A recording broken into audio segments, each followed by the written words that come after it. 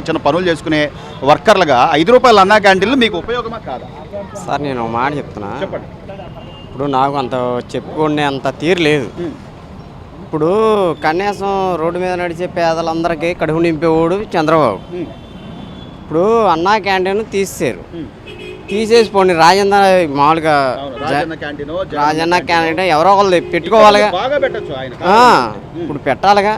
పేదల కడుపులు అందరూ కడుపు కొట్టేసి ఉన్న వాళ్ళకి పెట్టుకున్నారు. ఉన్న వాళ్ళని పెట్టుకుంటే ఏం లాభం అండి?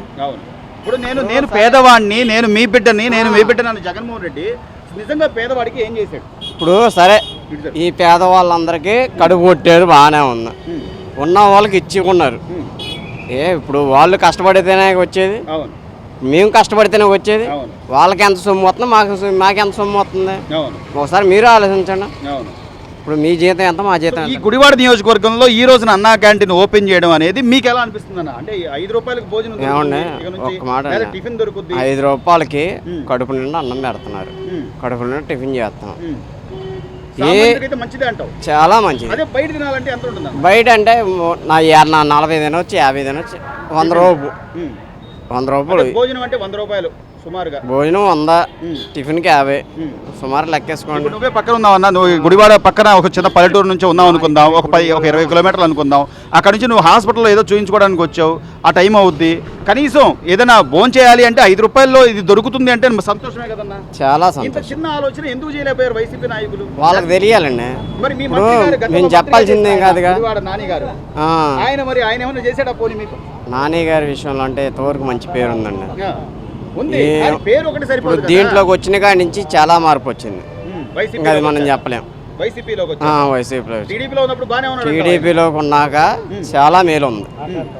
మరి దీంట్లోకి వచ్చినాక ఎందుకు జరిగిందో ఏంటో తెలియదు. ఎమ్మెల్యే రాము గారు ఆయన పర్వాలేదా, బాగానే చేస్తున్నారా? ఎలా ఉంది ఆయన పనితీరు, ఎలా ఉంది? ఏమంటే వచ్చినా రాకపోయినా పేదవాళ్ళకి మేలు చేసాడు.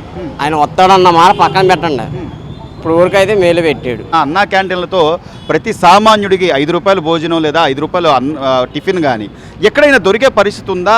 గతంలో జగన్మోహన్ రెడ్డి ఆపేసి ఏం బాగున్నాడు అంటారు? ఏం ఉపయోగం ఆయన ఆపేయడం? జగన్మోహన్ రెడ్డి వలన ఏమి ఉపయోగం లేదు. చంద్రబాబు ఉన్నప్పుడు అన్నా క్యాంటీన్ పెట్టారు. ₹5 అన్నము, ₹5 టిఫిన్ పెట్టేవారు. పొట్ట నిండా కడుపు నిండా తినేవాళ్ళం.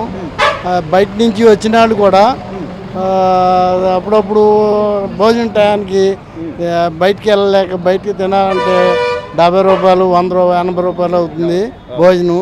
టిఫిన్ చేయాలన్నా ₹50 అవుతుంది. టిఫిన్ చేయాలంటే తక్కువగా తిన్నా పొట్ట నిండదు.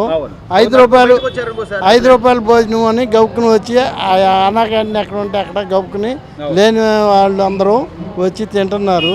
కాఫీ మేస్త్రులు కానీ పని వాళ్ళు కానీ పనులకి వెళ్ళి ఆ టయానికి పని కట్టేసి ఆ టయానికి ఇక్కడ అన్నా క్యాంటీన్కి వచ్చి కూడా భోజనం చేసి వస్తుంది.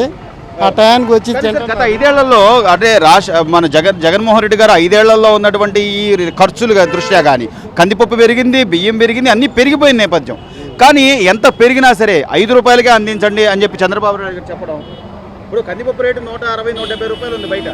బియ్యం అయినా కూడా మనం మంచి తినాలంటే కనీసం ₹50 నుంచి ₹60 పెట్టాలి. బియ్యం సన్న బియ్యం ఇస్తున్నారు, మంచి బియ్యం ఇస్తున్నారు, అవి బాగానే ఉంటున్నాయి. మరి కందిపప్పు, పంచదార అన్నీ ఇచ్చేవారు.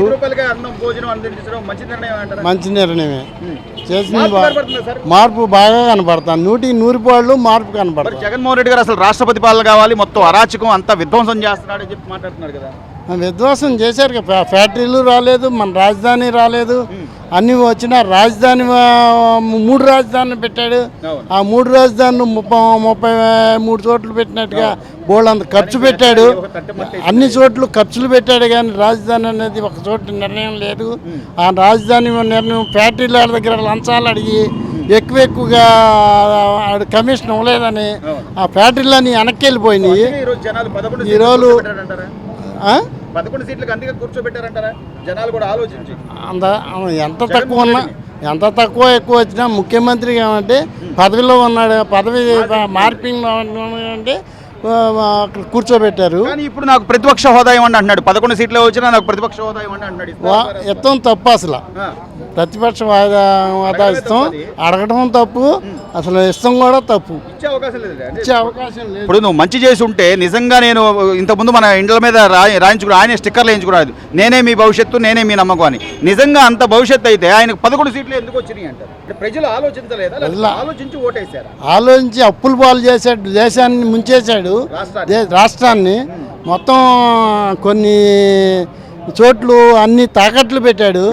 తాకట్లు పెట్టిన చోటు అంటూ లేదు.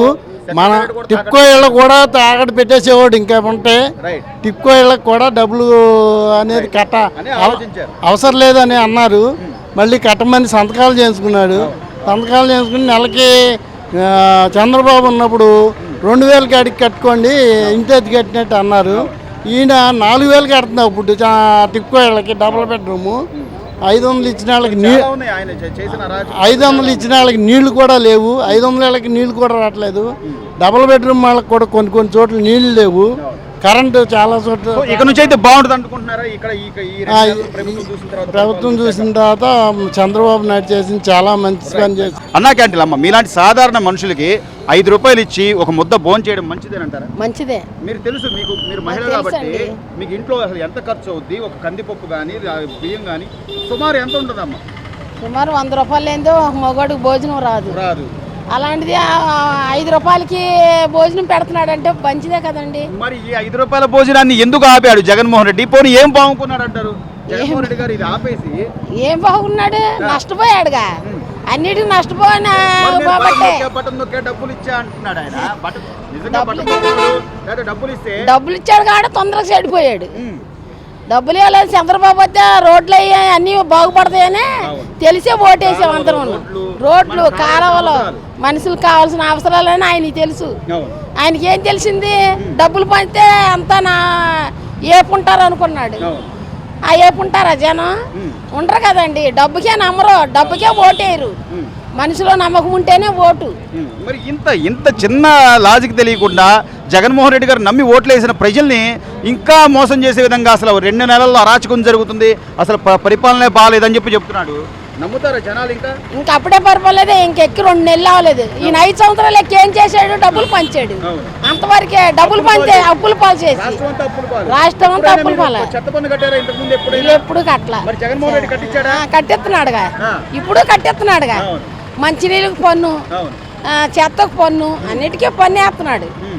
డబ్బులు పంచాడు కాబట్టి చెత్త పన్ను అన్నిటికీ పన్ను వేస్తున్నాడండి. అందుకే జనాలు ఆలోచించి ఓటేశారు. అందరికీ ఆలోచించి ఓటేశారు. మరి చంద్రబాబు వస్తే రాష్ట్రం బాగుంటది, అభివృద్ధిలో తెస్తాడని చేశారు అందరూ. మీ గుడివాడ నియోజకవర్గంలో మీ ఊర్లో ఈ రోజు చంద్రబాబు నాయుడు గారు ఈ అన్నా క్యాంటీన్ స్టార్ట్ చేయబోతున్నారు. సంతోషమేనా? అందరికీ సంతోషమేనండి. సంతోషమే. పేదవాడికి సంతోషమే. రాము గారు ఎమ్మెల్యే గారు ఇది పెట్టింది చాలా మేలు. రైతు బజార్ వాళ్ళకి కానీ, మాలాంటి సాధారణ ప్రజలకు కానీ, రోజువారీ కూలీలకు కానీ, హాస్పిటల్లో ఉన్న ఒక రోగికి అయితే భోజనం పెడతారు, అన్ని రోగులకు భోజనం పెట్టరు కదా. వాళ్ళు వచ్చి తింటాకు కానీ, కోర్టుకి వెళ్ళి వెనకాల ఎంత బాధపడినా వాళ్ళకి భోజనాలు ఉండవు కదా. ఆ భోజనాలు కూడా ఇక్కడ చేస్తున్నారు.